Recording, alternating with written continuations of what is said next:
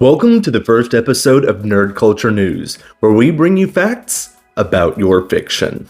The Super Mario Bros. Movie came out last week, breaking all sorts of records, bringing in $204 million domestically and $375 internationally. These numbers mean that Mario has actually bumped off Frozen 2 for the largest opening for an animated movie of all time, as well as knocking out Transformers Revenge of the Fallen for a 5-day opening box office. With these types of results, we can only assume that it won't be long before it's announced that we're gonna be getting another Mario movie, as well as possibly some spin-offs, but does this mean that the video game curse movie thing is over with?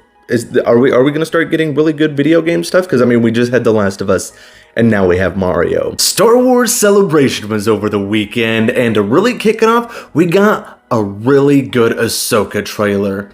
Now, I'm really looking forward to the show, and it's only like 90% because I've had a huge crush on Rosario Dawson since I seen her in Rent when I was in high school.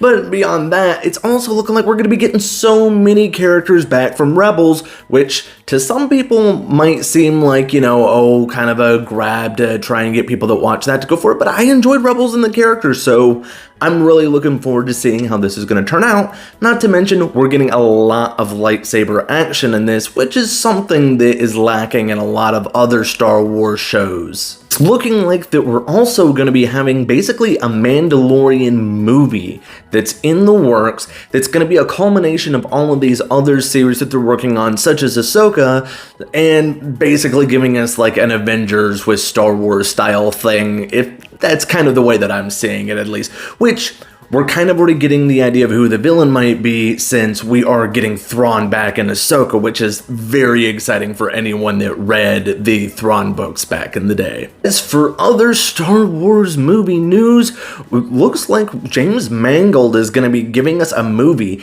that is going to be exploring the dawn of the Jedi, how they were created, how they got started, which is actually a pretty cool idea. I would have still preferred, a Old Republic movie, something I've wanted forever, but at least we're getting to something that is highly new for us, so that is very exciting. Will this happen? Who knows, because Star Wars movies are announced about every 2 months and then dropped the month after.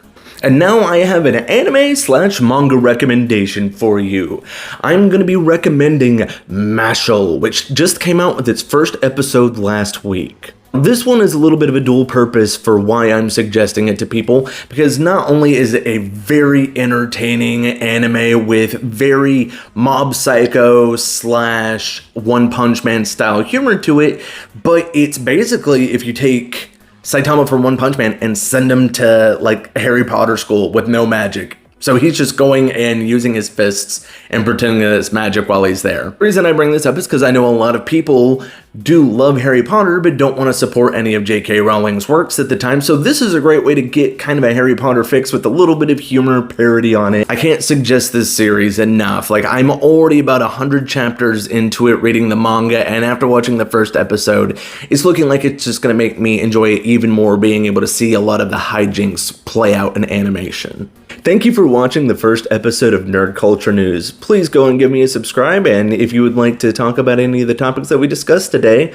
leave me a comment and I'll be happy to talk about them.